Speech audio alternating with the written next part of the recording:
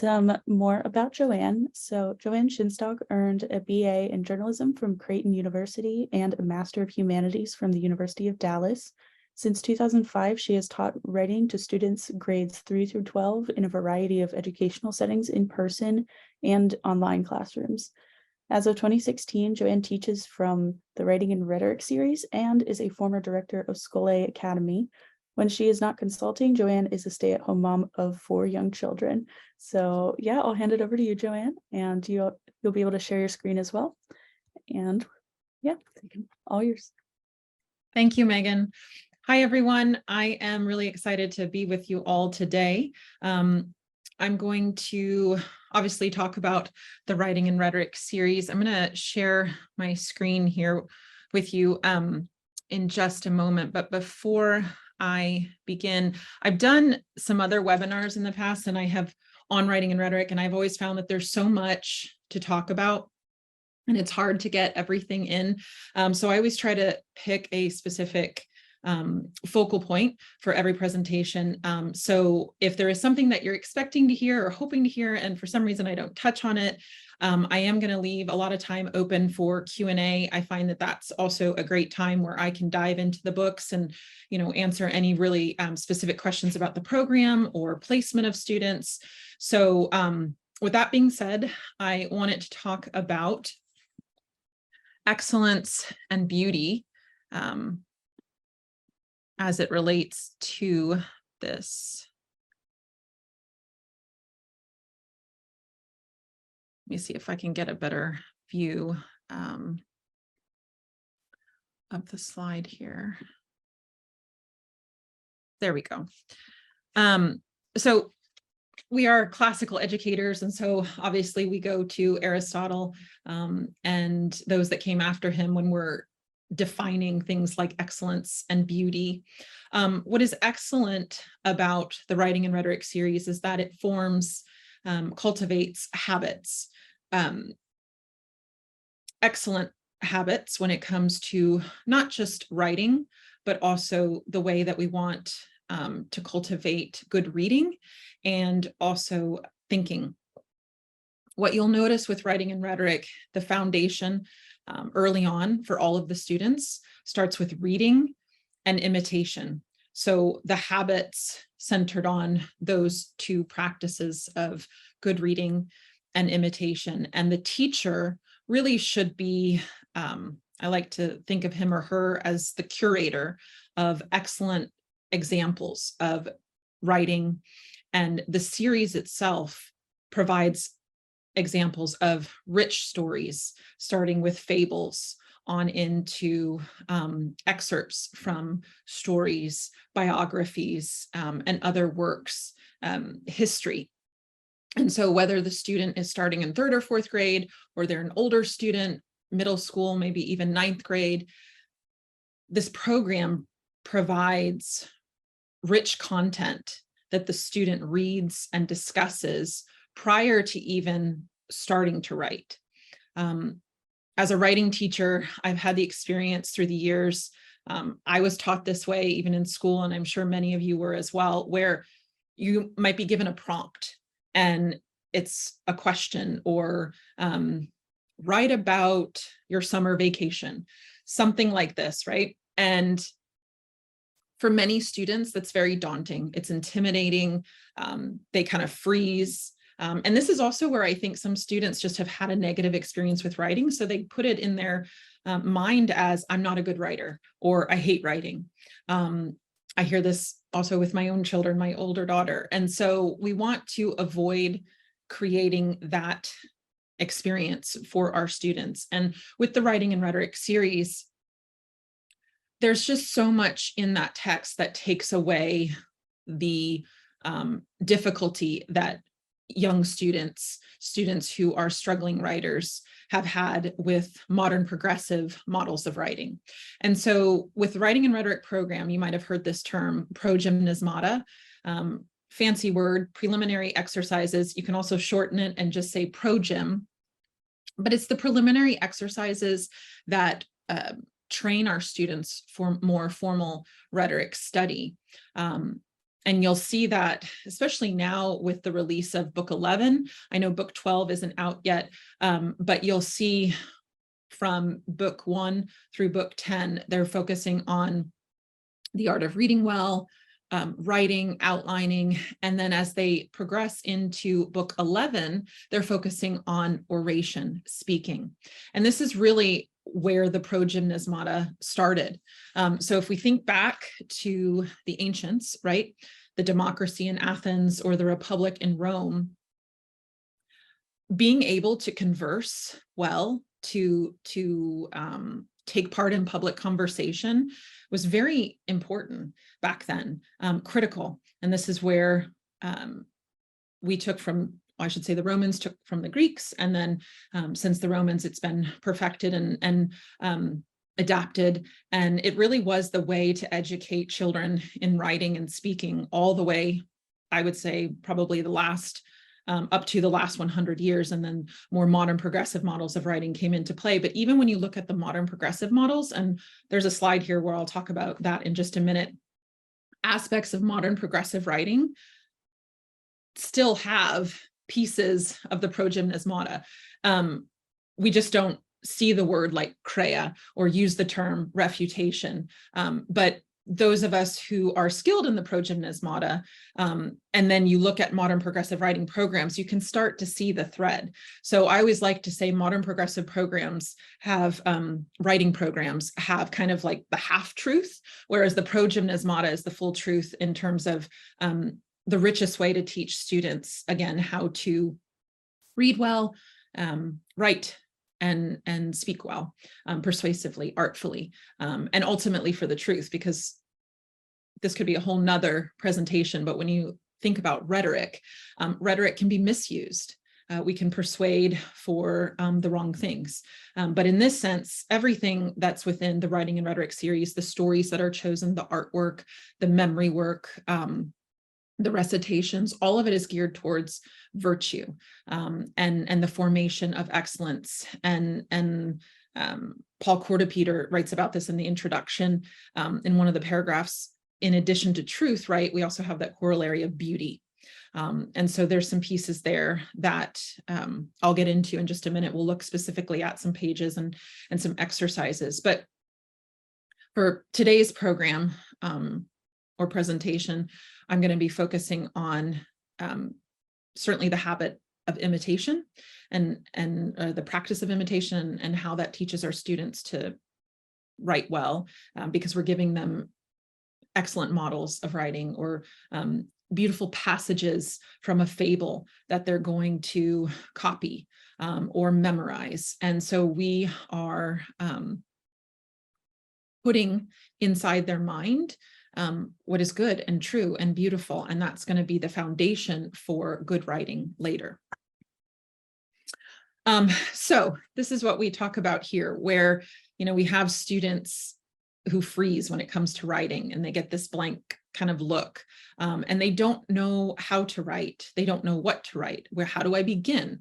And so when you look at the Writing and Rhetoric series, it is scaffolded really well. Just a little side note, this program is excellent for all students, including students with learning differences, because the teacher can, depending upon whether you're a classroom teacher or a homeschool parent or a homeschool tutor, you can customize the lesson for the need of the student. There could be exercises that you give for homework versus that you're going to do with the student, or there could be exercises that the student has already demonstrated mastery, but there's some other areas of weakness, so you might skip certain exercises. It's very user-friendly, and it's excellent for teachers and moms and dads who might be new to writing instruction. So you can learn along with your student in terms of looking at the models, the step-by-step. It's progressive in terms of each book starts with the foundation. And this is what kind of at a quick glance, the modes of writing, or the forms, including the forms, we'll look at those as well. But starting with our youngest learners, reading those beautiful fables, Let me see if I can stop sharing here and switch over to a different view. On the product page for Classical Academic Press, you'll see all of the books, and you can get actually a pretty good sample, several pages, and you can download it. The one that I want to start with is for the earliest students. So book 1, you can start typically with grade 3 or grade 4. You want to know kind of where your student is. But what I wanted to show you here is just the types of stories and the types of activities or exercises, learning how to summarize, learning amplification. And they're doing all of this by reading these great fables. Now, fables are for all ages of students. So I would even argue, and I would say, Paul Quarter-Peter, the creator of this series, does this as well, that you can use fables with older students. So stories are not confined to a certain age group, but students read these fables, and parents have shared with me just the great conversations they've had with their students just around reading these beautiful fables, even before you get into writing practices, and just reading aloud together. The series provides good reflection questions. And there's a piece of this that is different, I think, than modern progressive writing programs. And Paul Quarter-Peter calls it the verbal pre-writing. And it's the discussion that takes place. And discussion is actually throughout all of the levels in each book. Obviously, as students are older, the writing samples are more complex and the reading assignments are more complex, but the exercises are the same. And that's something you'll see. Let me skip to one of the pages here where you just see the exercises. This is a teacher edition, so it's going to have some extra things on the pages that you wouldn't see in a student edition. But the format of each lesson starts the same. There's always a narrative or a opening reading for that chapter to set up what the narrative is. But these sections here, tell it back, narration, talking about it. The one that there's always a go deeper section, the one that's added for older students will be the memory work, the memoria. And that's, I've always asked my students to either put it in their commonplace journal and write about it, reflect about it, because that enhances their ability for rich discussion, deep discussion. And then also that's that pre-writing phase where in discussion and in journal reflection, students are trying out their ideas. This is the older group. I would say grade 5 or book 5 and older, where they're preparing to write their multi-paragraph essays. Conversation is a great way for them to try out ideas, to present what should be a sound, valid argument, and then hear back from their classmates or their parents around the kitchen table, or their tutor. And then it's through that discussion that they are building what ultimately then becomes a thesis statement or their evidence that they're going to use to support their essay. So I always give my students plenty of time for discussion. And I really recommend parents and teachers do not cut out discussion time. For example, I will give a 45-minute class period just for discussion. I know sometimes that's hard because we have we're just modern people, so we're bound to calendars and timelines and things like that. But when you can, give as much time before writing the essay to conversation, because that is that verbal pre-writing, and it's really important. And the younger students as well, that's the foundation for outlining later, right? Because you're asking them to narrate back to you.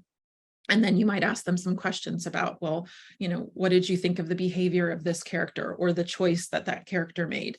It's just, I've gotten a lot of feedback from parents over the years of just how relationship building that is, not just, of course, for child and parent working at home, but student and teachers in the classroom.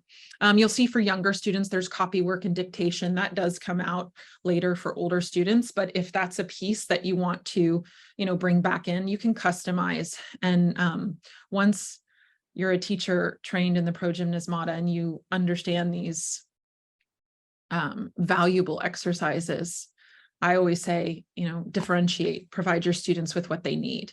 And the Writing and Rhetoric series gives you the models and the way to do it. Sentence play. This is a great way to cultivate a student's ability to understand good sentence structure and grammar. This is not a grammar program, so students should be studying grammar on their off days or in a different block of time specific to grammar. This is a writing program, but you will have kind of what I always called mini grammar exercises. So if you should see a student who's struggling with a particular grammar concept, writing time wouldn't necessarily be the time to go into it, but you would want to kind of make a note of that for grammar study time and say, okay, well, we kind of came across this bump in writing, so or this hurdle in writing. But what you see here, as I was saying, is there's always the same kind of practices there where it's narrate, discuss, then there's some kind of writing practice before there is a larger writing assignment. Now, the writing assignments look very different for younger students. They're smaller. Sometimes maybe they're just sentences, then they're paragraphs. And then for our older students, you'll see that they move into multi-paragraph essays, the persuasive essay, comparison essay. But what is helpful is that students come to expect structure and a rhythm and a pattern, and it repeats itself. So if you have struggling learners, struggling writers, they're going to focus on the same concept again and again within a semester. The content changes, the story changes, the conversation changes. But for example, they're still going to learn how to write an argumentative essay. They're going to read 3 different stories to write a confirmation or to write a refutation. So if they're struggling in the first couple essays with a line of argument, keep moving them through the process. Even though the story is going to change, they're still going to be learning those habits of good writing. Let me get back to my notes here.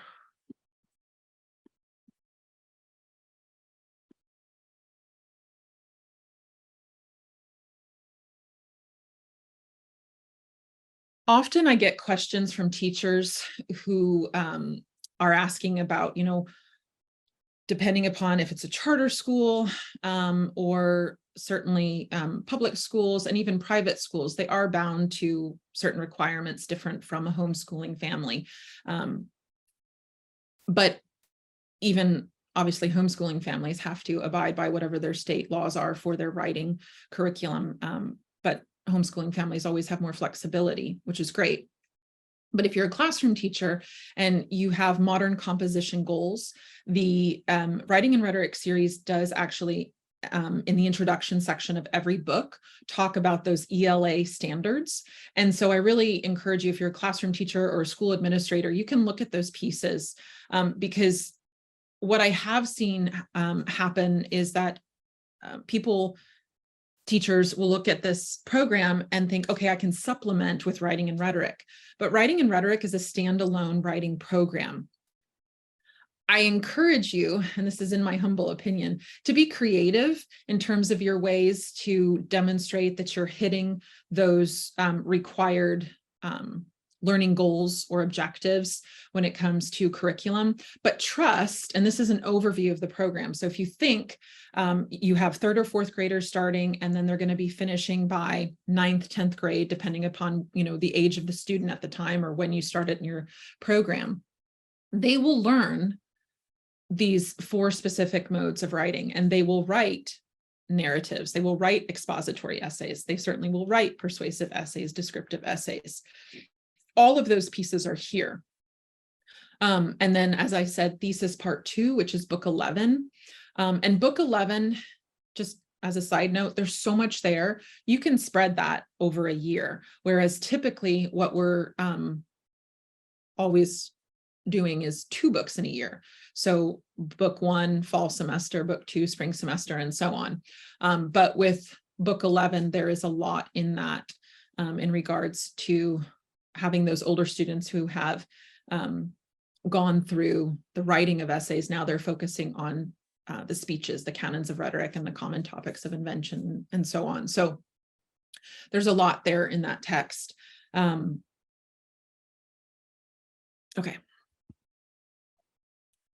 So I just wanted to put this in here for the older students. I know many times we have students join the program in their middle school years, which is great. The way that the series is lined up and looking at the type of student, some middle school students need more preparation, more support for argumentative writing. So I've always recommended book 5, which starts with the 4-paragraph essay, refutation confirmation, before they go into the 6-paragraph essay in book 7, the vituperation and the encomium. So the way to kind of look at your middle school students there, and you'll see this, you'll see grade 7, typical recommendation is book 7 and 8. And then moving on into 8th grade, 9th grade, looking at book 11 before they go on to rhetoric. Always making sure students have logic under their belt before they go into high school, looking at rhetoric, because we want to make sure they have that foundation of have they studied fallacies? Do they know what a sound, valid argument is? Remember, rhetoric can be misused, and so we want to make sure that they have the foundations of logic there, and that's what you see on that other side of how to pair writing and rhetoric with logic study before going on into high school.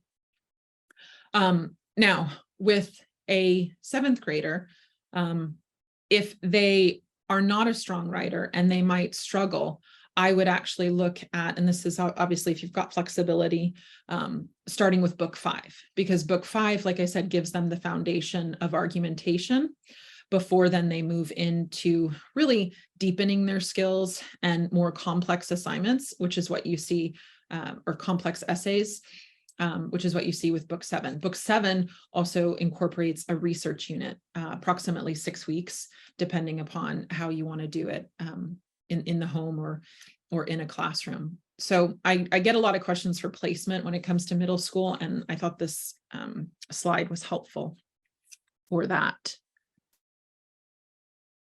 Okay, I think this quote was up earlier. It might not. Oh, the Quintilian quote was up. So rhetoric is conceived by Aristotle as the art of giving effectiveness to truth. If you've, I don't know who's in the audience, but if you've been to webinars in the past, or maybe I've taught some of your students, you've heard me refer to this quite a bit. I use it even when it comes to answering parents' questions about, well, how will I know if my child is successful? The rubrics are something that I do want to make sure we have time to talk about, but this is the goal here. And this is where kind of the aspect of beauty comes into it. The beauty of ordered thinking, right? Of the parts that then make the whole. And when you look at the rubric, or you look at the scaffolding of the program, or you look at how from book to book, skills and exercise grow from simple to complex, leading the child or the student by the hand, they are always given, and the instructor is always given, examples of excellence. And it's so that students are learning to become great orators.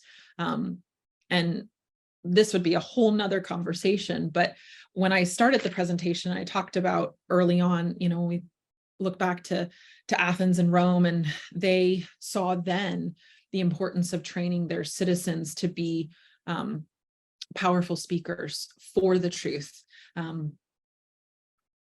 to be able to engage in public conversation. I certainly think we are definitely living in a time where we still need this skill more than ever, and this ability, and with that comes the need also for virtue development. And so when you're looking at the stories, one of my favorite stories is out of book 7. It's a biography, and it's about Frederick Douglass, and it talks about his early years and the brief moment in time that he had with his mother before he was taken away from her, and then the struggles he had in the streets, and the poor white boys that lived in the street that he would basically bribe them to try to have them teach him to read. He would trick them because obviously it was against the law to teach him how to read, but just the perseverance and the strength of this young boy. And you're reading this story with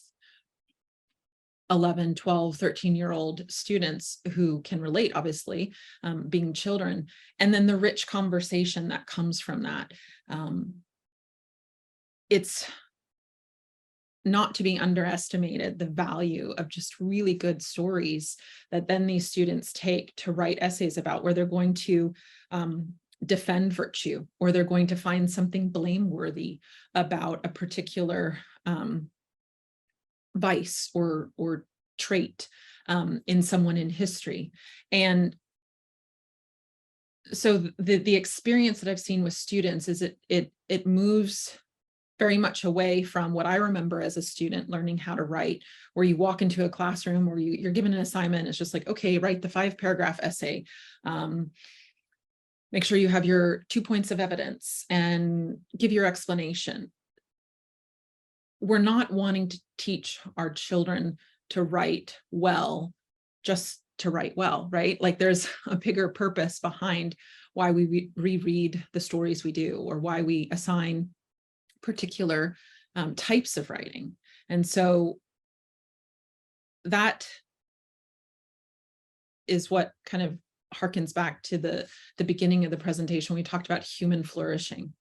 And the students really take delight in reading these stories, and the fables and the humor and the imaginative elements of the story. Another piece that is, I think, really great, and I've used this in other presentations. Let me share this, that it isn't just through reading assignments that students are inspired, but it's also through art study. I can't remember which book this is, but there's a story about Florence Nightingale. It might be in book 7. And so we do picture study or art study. And this is great too. Sometimes you have struggling readers or reluctant readers. So why not find an image that is specific to your topic? And then just ask the students, what do you see? What's significant about her posture? What's significant about how the man is looking at her? I mean, you're just asking questions just like you would after reading aloud something together. And so there are many ways that the Writing and Rhetoric program inspires students, because it provides different entry points for learners to engage in writing. Let me look at the CREA. Another way that students are led is through the different prompts. Let me pull up. So when they're given a writing assignment, there's always step-by-step, and the specific writing prompts. So I want to see if I can find, I might need to go to book. Let me open up a different book, the older students, for you. Since we've been talking book 7, I'll pick one of those.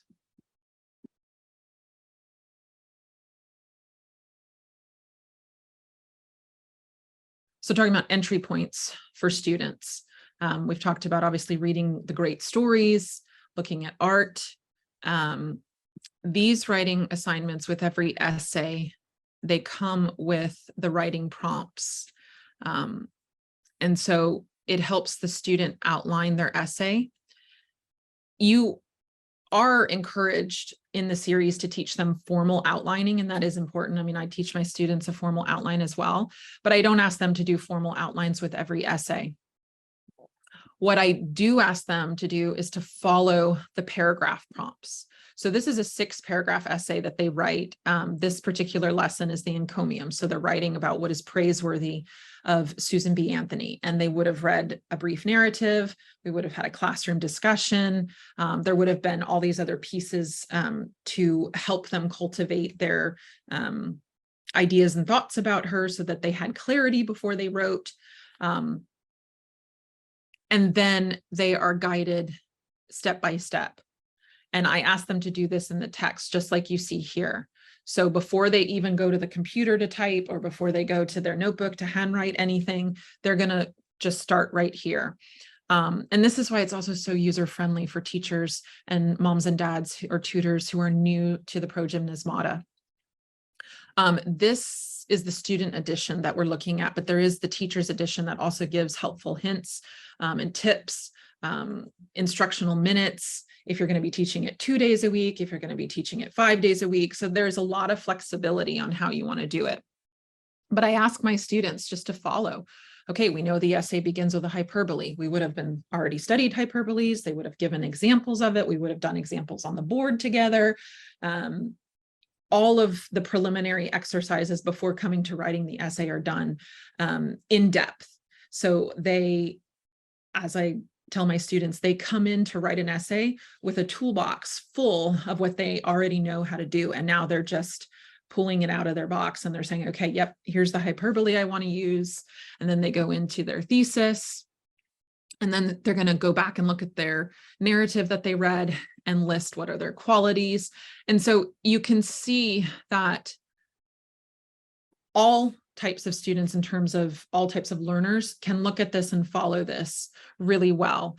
Some students will memorize this pretty quickly in terms of, oh, I know what goes into the encomium, or I know what goes into the refutation, but I still bring them back to this. And I say, you know, this is the form that we're going to use to make sure that you don't miss anything in your essay. Now, in addition to those great writing prompts, the rubrics are something, and you can find them anytime you click on one of the books. If you go to the support tab, you can find the rubrics. Now, I take these, and when I give them to my students, I take the points off, just so, again, the focus isn't what is the grade, or, you know, what am I getting for doing this? But I love the way that the rubrics are. They're questions. So the student receives this roadmap, right? Remember, we're talking about building those habits of excellence. Well, using your rubric as a roadmap, as a guide, is going to help the student cultivate these habits of clear thinking, of organized writing. It isn't just a scorecard, right, that I'm going to use to assess their essay and give it back to them.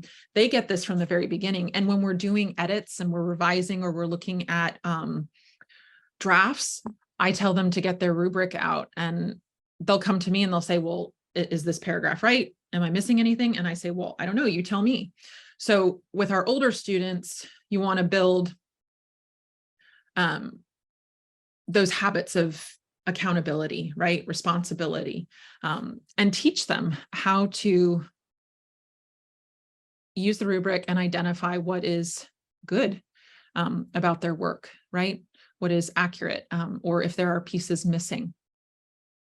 And then, of course, the one that they receive for, you know, grading, you can modify it or change points, or, you know, do what you'd like. But the series provides really clear, solid rubrics to use so that student and teacher know what they're doing.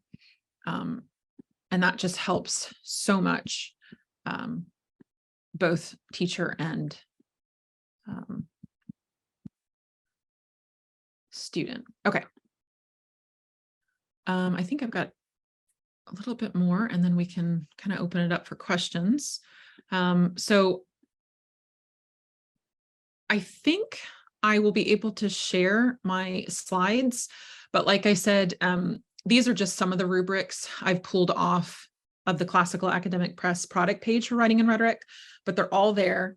And these are the ones that I've pulled just because they kind of focus on the early learners, grade 3, 4, on up into the middle school. And I was showing you some of those here. Scope and sequence, it's a 13-page document about, and whoops, hold on. Let me make sure you're seeing that. And if you are new to the series or you're talking about it with other homeschool parents or teachers, administrators, this is a great document to pick up because it gives you an overview. There's a lot, obviously, to this in terms of the history and the creator and the progymnasmata. But this page here, page 4 and following, shows you in a nutshell, or kind of the bird's eye view of the focus of each book, right? So when I have parents even come to me and they're like, well, I don't even know which book to start with, I always actually point them here and I say, well, you know your student the best. What have they been studying? What are they prepared for? What do they struggle with? And then I just have them look through this and they can kind of say, oh, okay, well, we've done fables, or we've worked on copiousness or summarizing and things like this. So their book 2 looks like a good start. Or older students, again, you might look at some of the more complex writing assignments. And the sample chapters that they provide on the product page are really helpful as well. You could even give a writing assignment to your student and just see how do they do with it. And that's also a great way to kind of place them in terms of where they're going to be. But ultimately, I would say the recommended path, right, is that you're focusing on 2 books a year. Pacing, I always tell my parents, the goal isn't to finish the book. The goal is to make sure that they master the concepts of the book. And because things are repeated, like I said, we don't always finish every lesson, and that's okay. But we have spent ample time, quality time on writing the refutation or writing the commonplace essay so that they understand the form and the structure of writing that type of essay. So scope and sequence is really helpful for the overview, looking at it for placement purposes, and then also just planning it out. Maybe you're looking at the long road and you want to see, okay, if I have a student and they're going to start with book 1, what can I anticipate? What is the path for them? Book 12 is not yet out, but book 11 is. So you've got the series from book 1 to 11. Okay. Let me take a look at my notes. I think, Megan, we are ready. I hope I didn't go over time on talking. I think we're No, ready. you're all perfect, of course. We're ready for Q&A. Like I said, usually I can get into the nitty gritty just based upon the types of questions we get. Yeah, of course. Awesome. Perfect. So thank you so much for your talk to start. And let's see, we've got a handful of questions here.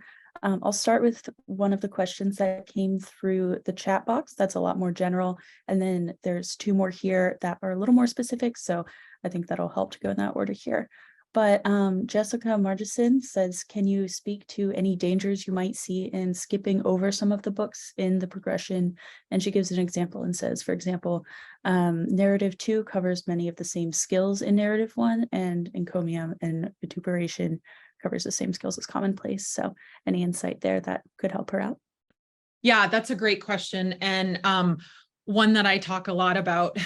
So there is a podcast, it was out several years ago, that Paul Corder-Peter did on this very question, talking about what books, if you had to skip or if you needed to skip, right, for an older student, maybe you're just tracking them through, checking their skills, or you're just trying to find placement. And there are times where it's going to be best for an older student, maybe you're going to skip some books so that they can start with their peers and move forward. So you do want to make sure that placement is really solid as best as you can do it.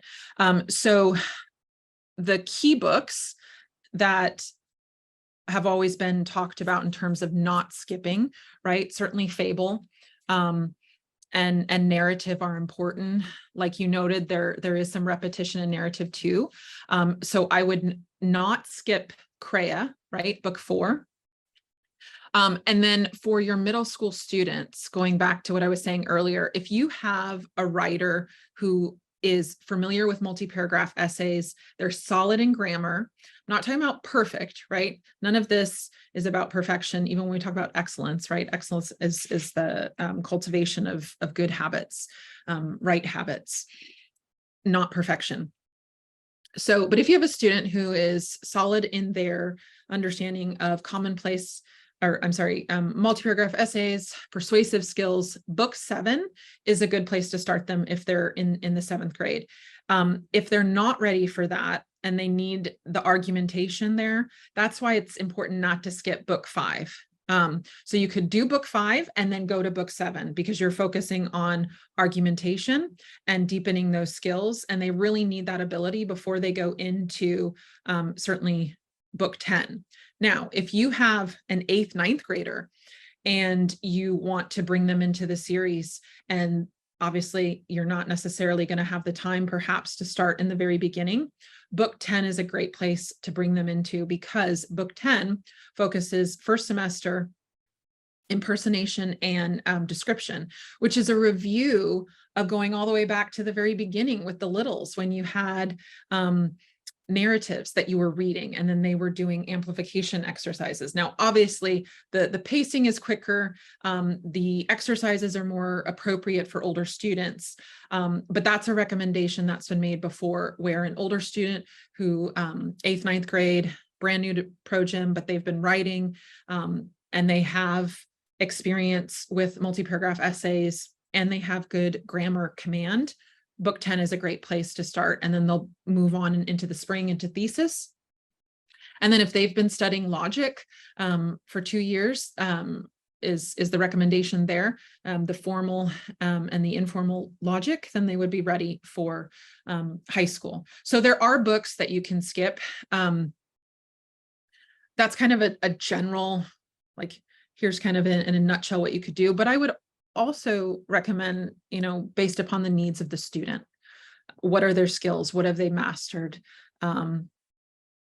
If you have the time and you can walk a student through various exercises in the books, you might find that, and if you have an older student, you might start in book 1 and do some of the fables and recognize, okay, they've mastered these skills, then move on into the next one. But there certainly are, there is a path that you can create where you're going to pick which books to focus on and which books to skip.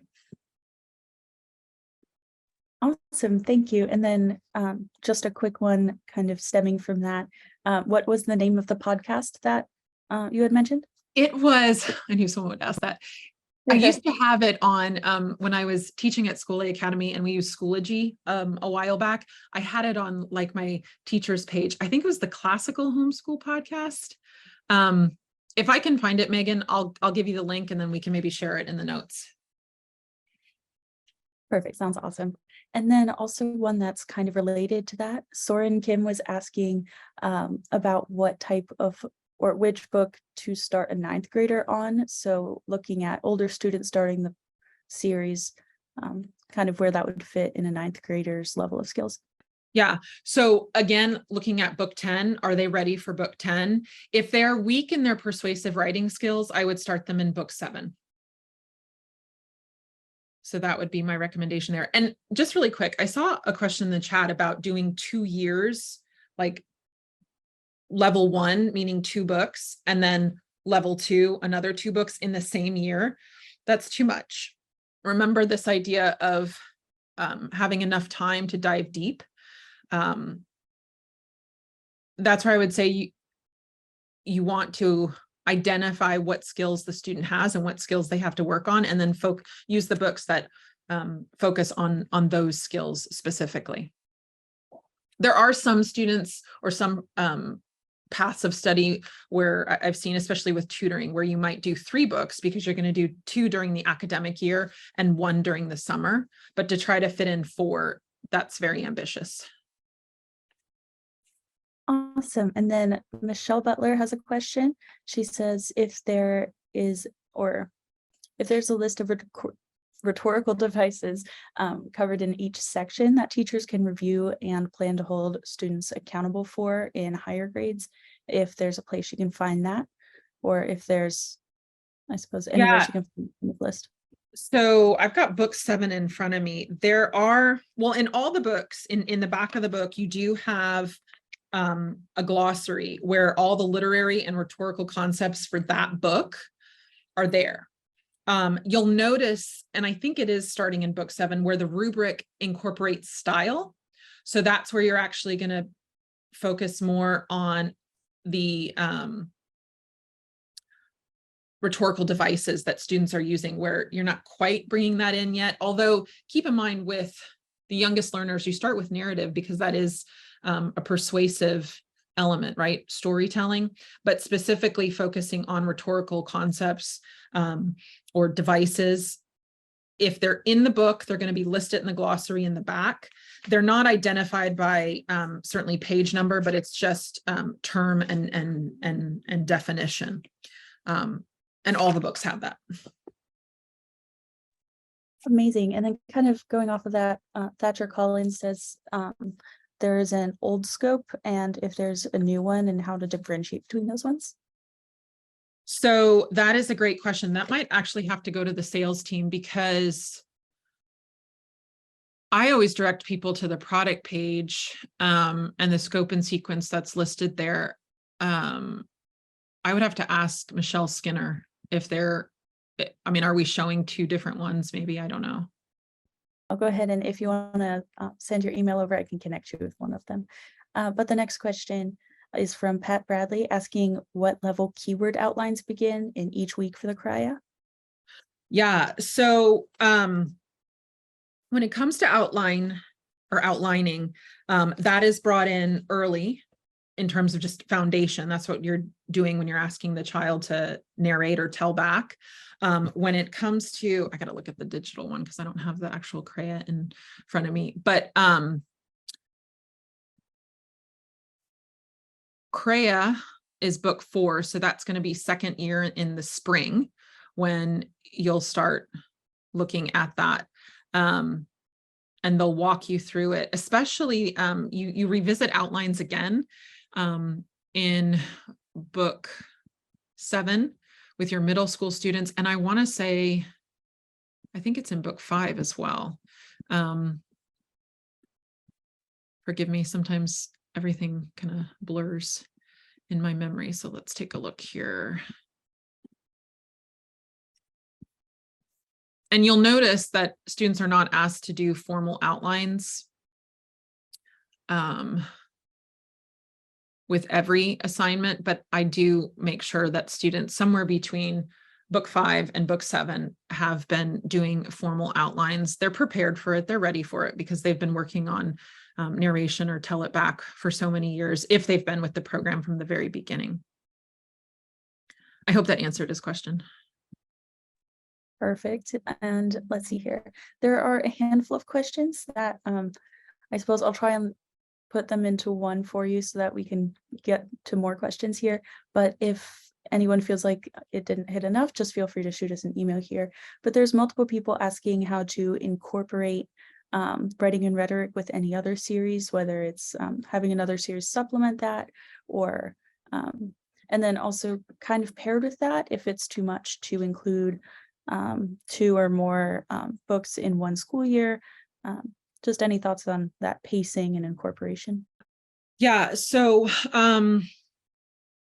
what I have done and seen also just in conversation with parents, there is a really great pairing that you can do in terms of if you're creating an integrated humanities approach, because if you, and this is explained early on, each book works through historical periods. So if you have multiple children at home that you're teaching, you might find that you can, like if you have older students in a particular unit of history and you're working on writing with your younger students, you might find that you're going to be able to pair the books for writing, because they also match with students that are in a particular time in history, whether it's ancient, medieval, or modern, what have you, and all those aspects in between. So that's a beautiful piece with the writing and rhetoric, that it starts in the ancient world and then travels up in the later books in the series and into modern history.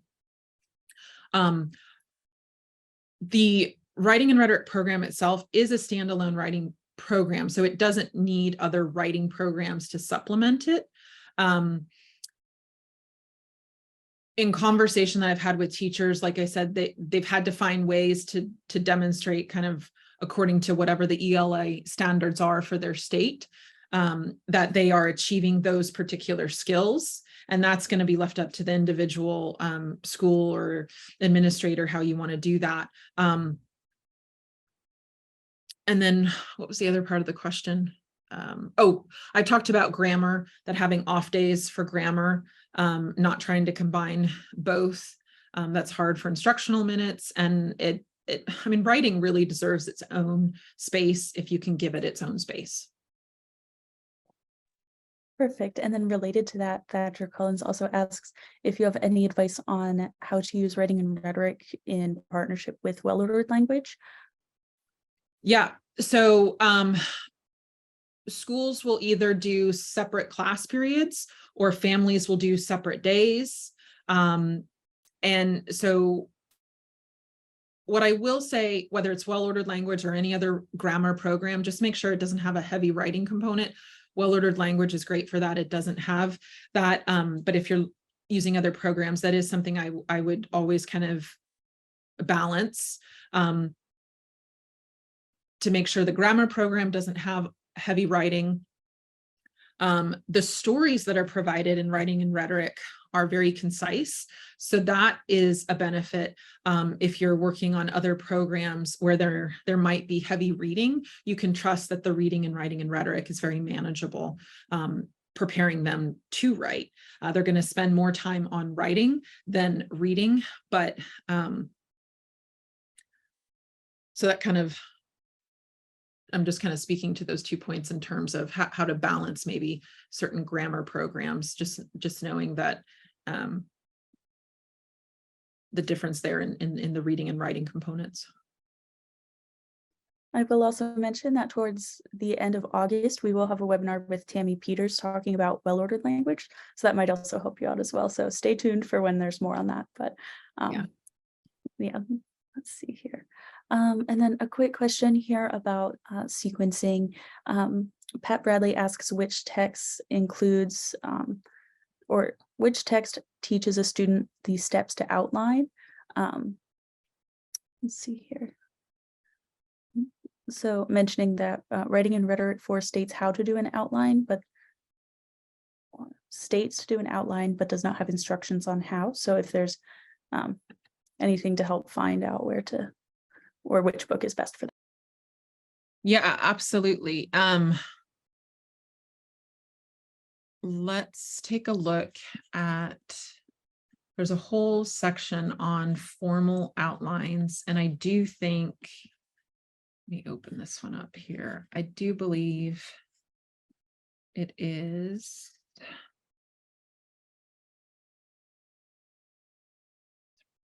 outlines. So in book 5, if you go to the back of the book, in the student edition, it's page 273. It talks about story maps. There are outline, or there is an outline guidance there for you. Let's see here. Which one am I in? Oh, that's book 3. And then it's also in book 7. So once a skill is introduced, it's revisited in other books that follow it. So the outlines and story maps are in book 5, and they're also in book 7. And it talks about how to use Roman numerals and letters of the alphabet. It gives you an example. And I always gave the example to my students. That's another thing, not just for these outlines. The teacher's edition gives you examples of completed essays. And that's a really great technique for teaching students. I will actually read the model of the finished essay with them in the very beginning, and we break it down. So we read it through once, and then I'm highlighting for them, like, see, here's the thesis statement, or here's the evidence, or here's the argument, here's the hyperbole. And this is kind of going back to that blank slate issue that some students can have, where they just freeze and they don't know what to write. I will say to them, just imitate what you're seeing here. Like if you're given a hyperbole and you can't, think of the words, well, just change the words and keep the structure that's provided for you in the example. And you can do that with sentences. You can do that with paragraphs. So the books, and depending upon, what type of activity you're doing, from outlines to completed essays to just paragraphs or sentences, there's models of excellence in throughout the book. So the student is comparing their work to this model, not to another student's or anything like that. And you also, as a teacher, you're going to that model of excellence and also you have your rubric to assess, okay, is this student achieving mastery? Perfect. And I think we'll have time for one last one here, and then we will just finish up with some more slides from Cap. But Caitlin De Bruin asks about pacing. So she mentions narrative 2 provides a suggestion for 4 to 5 day pacing for each lesson. So if you wanted to extend that a bit longer to say a week or a half or 2 weeks, would you suggest going deeper within the lesson and extending it longer? Yes, absolutely. With my own students, I have had times where we always make plans, right? And then you get into it and reality is what it is. And you realize, oh, well, these students need more, or they've mastered this, I can move faster. So you can always adjust your pacing. There are times where I've spent a week and a half on a lesson, sometimes 2 weeks, depending upon, what is the need and what particular exercise do I need to spend more time on. Early on, I will say my pacing is much slower than it is middle and end of year. I do with my students, including older students, will write the first 1 or 2 essays with my students. So we will literally write an essay as a class, paragraph by paragraph. And so I always kind of use the example of being, the shoe cobbler, right? Like you have your apprentice in the shop and you're going to design your shoe. Well, they're right there next to you, learning with the tools and the materials. And that's how I like to think about the art of writing. It's the same thing. You're creating a work of art, if you will. It doesn't always feel like a work of art, and I'm sure our students don't always feel like their essay is a work of art, but in theory, that's what the experience is and should be, where the master, the teacher, is leading the student. And so write together. I've let my students see me struggle with creating a hyperbole, and I'll write something or a thesis statement, and I'll put an example up and I'll say, you know what, that's just off the top of my head. That's not very good. How else can we make this a stronger thesis statement? And then, much like a collaborative math problem, we're working collaboratively together and we're building a thesis statement, or we're writing an introductory paragraph. So do as much of that as you can in the beginning before you set your students free, if you will, to do the writing at home or outside of class time. And then again, that's that practice of imitation. The students are going to be imitating you, and you're going to be imitating the models that are provided in the series. And it's just a really fulfilling experience as a teacher. And then also, I do think the students appreciate seeing the teacher work with them in real time, as opposed to just kind of, here's an example, let's practice one, and now go home and write. Amazing. Thank you so much. It's amazing to get to hear you talk about the series and just hear so much how you love it and how deeply you know it. I just wanted to add one thing. I'm sorry to interrupt, just because I saw this question, and I think it's a really great question. Someone was asking, and I'm not as familiar with this curriculum, but if you have curriculum, whether it's art curriculum, geography, history, other types of curriculum, absolutely bring that in. You'll find that as you have more comfort with writing and rhetoric, you might be reading a particular lesson, and you realize, oh, we're also reading whatever this book is in history, or we're studying this particular work of art, or this composer who created music during the same time period. there's going to be obvious ways where you can bring that in. A teacher should always be encouraged to enhance a particular lesson, and also to help children to see the connections.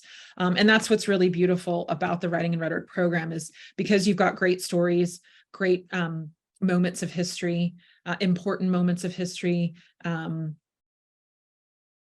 It is about human flourishing in the sense that you're teaching your students how to write, but they're also studying humanity. And so if you have other aspects of the human person through time and history, absolutely bring those in. And I mean, there's always lots of ways to do that. And I think, just collaborating with other teachers or other homeschooling moms and dads to see how did they pair, a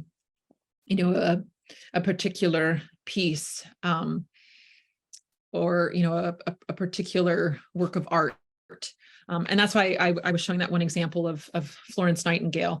That you might have other, works of art that are not in this text, but fit great with the lesson or the theme or the concept. Bring that in. Perfect. Thank you for that too. That was super helpful. Awesome.